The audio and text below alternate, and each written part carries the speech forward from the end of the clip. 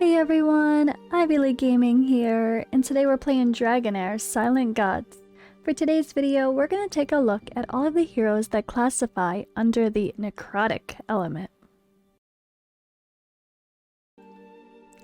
And now we have the Necrotic element to go over, our Necromancer type characters. So if you haven't already noticed, I've been doing all of these as noted, so go check those out if you haven't already.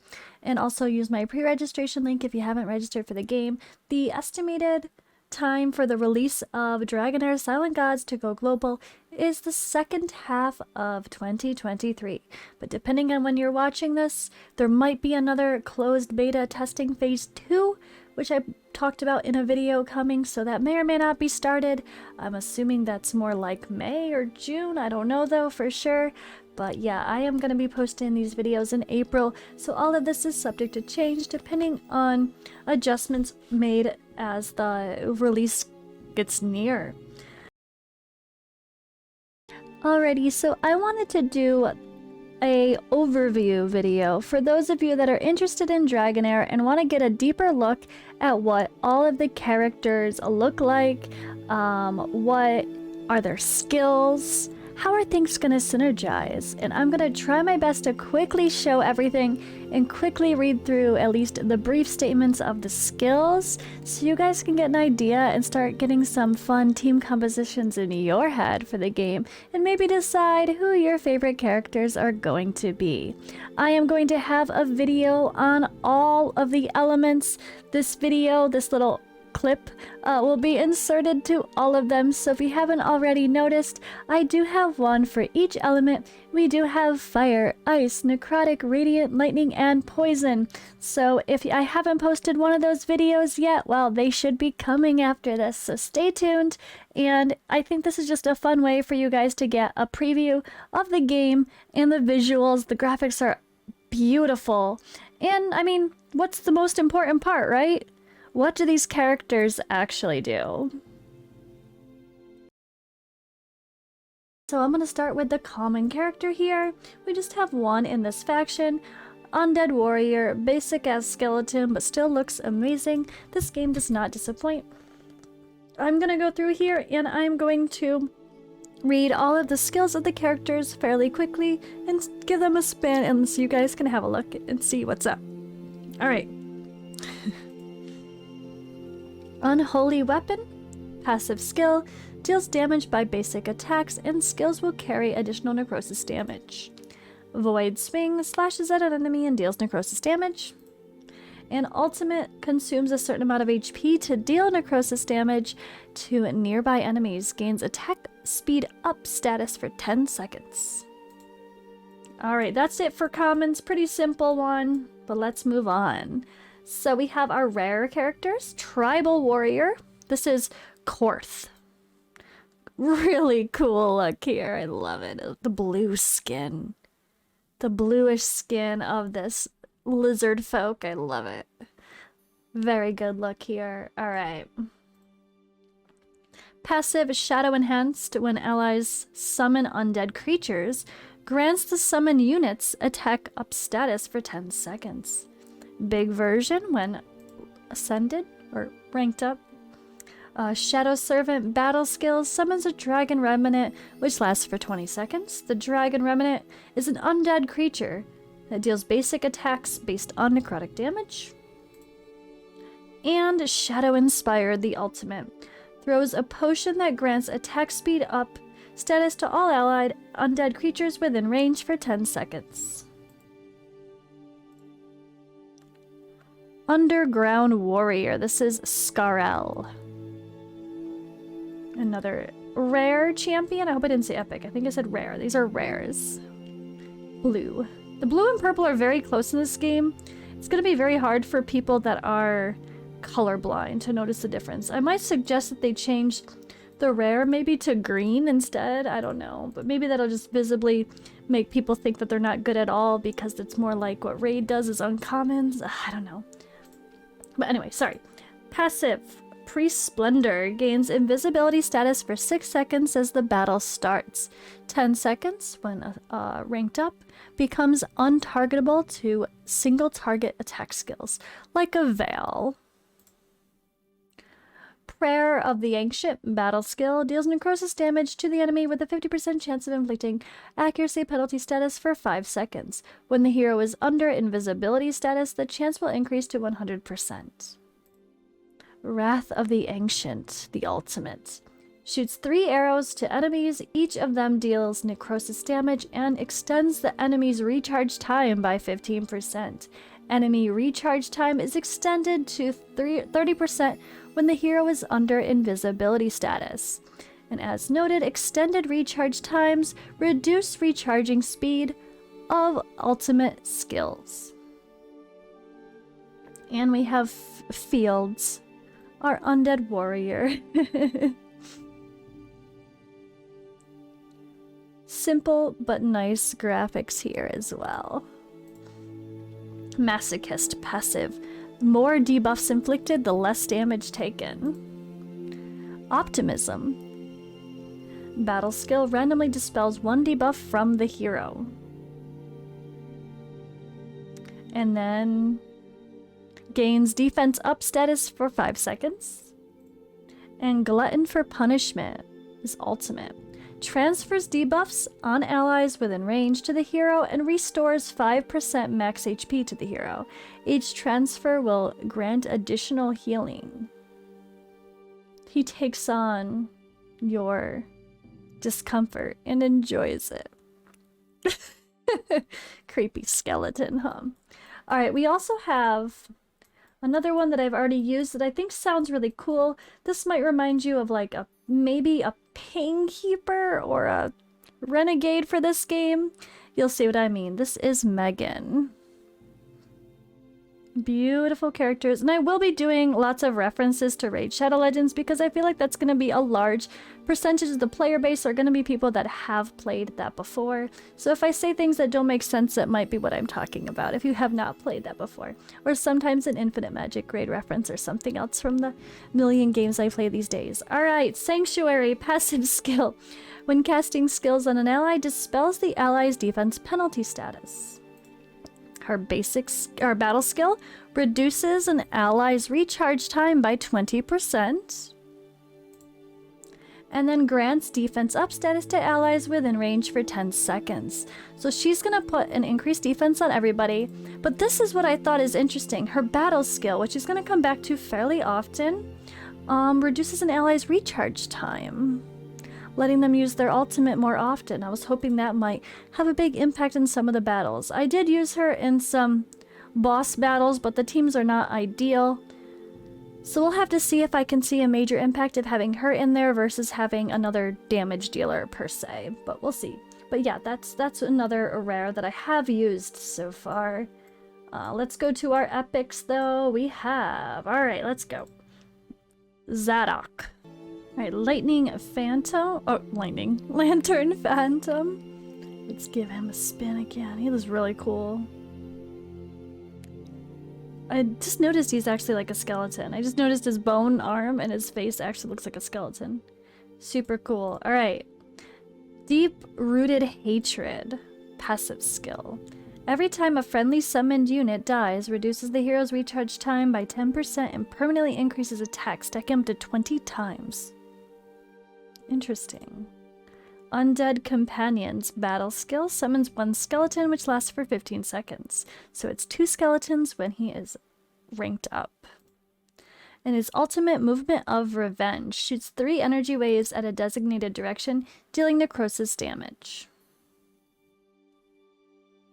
Yosh. Questa. Very cool. I like her outfit. Always gotta have a spicy redhead. Always. Alright, her passive Bloodthirst. Every time an enemy dies, grants attack recovery status to all allies for 10 seconds. Attack recovery. Restore HP when launching basic attacks. The amount restored depends on the hero's attack damage. Tormentation, battle skill, charges toward the enemy with the lowest HP, dealing necrosis damage with a 75% chance of inflicting healing prohibition status for 5 seconds. Healing prohibition, healing taken reduced by 100%. Completely locking it out. Alright, Marrow Devouring, ultimate. Jumps toward the enemy and deals necrosis damage. The hero gains HP based on 250% of the attack. Oh, and steals the recharge time when ranked up. Sounds fun, I like it. She sounds like I really want to see her in battle. Haven't used her yet. Alright, Tyra. Heretic Girl. Gorgeous armor. Love the visuals. Like, oh, beautiful. Alright. Stealth Instinct, passive skill. Gains invisibility status for 5 seconds upon certain damage taken. Protection of Darkness, battle skill. Gains invisibility status to the grants invisibility status to the nearest ally for 10 seconds, which means becomes untargetable to single target skills. And Deadly Accuracy, ultimate. Grants accuracy up status to all allies, then deals necrosis damage with a 100% chance to inflict healing prohibition status on enemies for 10 seconds. This sounds like an all-out... Wait. Okay, it just inflicts it, but it's not doing... She's doing damage on enemies, but it looks like a single target based on this grid. So I'm not quite sure what this grid is supposed to be showing. Confused about her range, but alright. There we go. Onward. Ishtarion. He looks amazing. Look at the light on his outfit. Gorgeous work. Look at that. Look at the light rendering. Oh, I love it. Alright, he looks cool. Constant Shadow, passive skill. As the battle starts, the Archpriest summons a Dragon Remnant to assist in the fight. The Dragon Remnant is an undead creature that basic attacks deal necrotic damage to its surroundings. Ancient Dragon spell, battle skill, grants attack up status to an ally for 10 seconds, with the Dragon Remnant being the first target. When it's targeted, grants attack up 2 status for 10 seconds. And then we have the ultimate Evil's Flame Call. Unleashes a fireball that deals necrosis damage to enemies within range and inflicts defense penalty 1 status on them for 5 seconds. Then Dragon Remnant fires another fireball into the area, dealing necrosis damage. So it looks like just a bigger version of the defense penalty when, of course, ranked up. Sounds pretty good. He's interesting. Alright, and speaking of, let's go up to our legendaries. So we have Charlison. This is the character we will get for free in 7 days. He sounds amazing. He's been fun to play with so far. I really like him, and I hope he will be usable throughout all the content. Seems like it, honestly, so far. He seems pretty good. Alright, we have a Aura, attack aura, increases all allies' attack by 30% in all battles. His passive, Abyssal Pact, increases damage dealt by 10%. That's what that means. For every 10 seconds the hero survives, the hero and the Fear Bearer both gain 1 stack of Abyssal Pact status, up to 5 stacks. Increases damage dealt. Fear Bearer. Is that... Oh, the summon. Battle skill, Abyssal Sanction. Unleashes evil energy, dealing necrosis damage to enemies within range.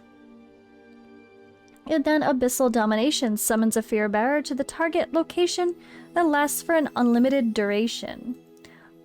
Is an undead creature that deals AoE necrosis damage. When there is a field bearer on the field, cast Abyssal Domination again. The Fear Bearer will deal necrosis damage to its nearby enemies and inflicts a defense penalty 2 status. I love it. So when he casts his ultimate, if there's already a Fear Bearer still on the field, he's going to double up and use the skill again, and you're going to get a decreased defense penalty. That sounds really great. I'm really enjoying him though. Visually, he looks amazing, obviously. That's to be said. But so far, he's been fun to play with and what content I have used. Alright, here we have Giorl, Soul Tormentor. Gorgeous look as well. Oh, I love it. Really freaking cool. Alright, passive, Darkness Bestow. All allies summon undead creatures that deal necrosis damage to nearby enemies within 5 seconds. Undead Thrall, battle skill. Summons a skeleton to which lasts for 20 seconds. Skeleton is deals basic attacks of necrotic damage with a 50% chance to deal additional necrotic damage. And his ultimate, Double Taboo, duplicates a designated ally undead creature, granting it attack up status and... okay. So wait, enhances a designated ally undead creature, giving it attack up status, and then duplicates it when ranked up. So he's gonna enhance one of the summons on the field besides his, or it could be his as well, I guess, and then also duplicate it. So it sounds like having multiple summoners is gonna be a lot of fun. Sylvester thinks so. Lightless Prophet. Oh, he looks so good. Amazing. Oh my god, I love it. So good. So good. This game is amazing. Okay, Sylvester, what you got? Resistance Aura. Increases all allies' resistance by 50 in all battles. A passive of Shadow Protection. Marks and enhances the first ally in front of the hero at the start of combat. Positioning, very important sometimes, like this would be a great example. Granting them 20% of the undead cleric's max HP and armor, while the cleric gains invisibility status for 12 seconds. Chaotic Prayer, battle skill. Heals the ally with the lowest HP by 25% of the target's max HP, and grants it defense up to status for 5 seconds. When targeting the marked ally, dispels 1 debuff as well. Alright, he's got a little cleanse and a heal there. And his ultimate underworld cloak. Sorry, words are hard all of a sudden. Grants invisibility status to all allies for 15 seconds. The cleric then casts a spell over time that heals all allies by 5% the target's max HP every 8 seconds for 4 seconds. Or 0.8 seconds or 4 seconds. If any ally has already been marked by the undead cleric, they are not granted invisibility status, but they're further healed by 25%. Really interesting support unit. Sounds good. Alright, and we have Repicus? Oh, he's glowing. You can see through him. It's cool. You can see through him. Very cool. Oh my god, I love it. Alright, Double Advantage passive. Gains 20% of the surrounding enemies. Sorry, gains 20% healing of the surrounding enemies as they are being healed. Battle skill, 2 birds, 1 stone. Unleashes a wide range slash with a 100% chance to knock up enemies within range, dealing necrosis damage with a 75% chance of inflicting attack penalty status. So it's the bigger version. Oh, and restores 20% max HP. And knockup prevents the target from launching basic attacks or casting skills, so just a form of crowd control. And then attack penalty reduces attack by 50%. And the ultimate Ghost Mischief launches spirit attacks 3 times, dealing necrosis damage each time to the enemies within range, with a 50% chance to extend their recharge time by 10% and a 75% chance to dispel 1 buff from each of them. And one of my favorites, probably my favorite to just click on because he looks so badass. Whenever I'm streaming, you guys will notice I always clicked on this guy a lot when I'm live streaming. Because he looks so cool, and so does the horse. Alright. Alright, horsey, what we got? This is Belengen. Wait, that is not an E at the end. Belenga. Belenga? Belenga? Belenga? Belenga. Evil Domain is the passive. Creates an evil aura around the hero and constantly grants attack recovery status to all allies within the aura. When the hero's HP is fully restored, 100% of the additional healing is converted into a shield for 10 seconds. That's really cool. Attack recovery restores HP when launching basic attacks. The amount of restored depends on the hero's attack damage. Alright, Horrendous Slash battle skill. Cast a Horrendous Slash on the target, dealing necrosis damage to enemies within range. And let's see, with a 100% chance of inflicting fear status for 3 seconds. And then we have guides and launches Hellfire Balls within range and a 100% chance of inflicting attack penalty status for 10 seconds and a 100% chance to inflict healing reversal status for 10 seconds. So healing reversal prevents healing with 50% chance. Wait. Prevents healing with 50% of the healing received being converted to damage taken. Oh. That's cool. So that buff is a little bit different. I gotta look at what, or that debuff. Who had it? Hold on. Who had that other debuff? I'll have to find it later. Yeah, that's pretty cool. That is pretty cool. Like, instead of just healing prevention, you actually convert it to damage. Oh, that's so cool.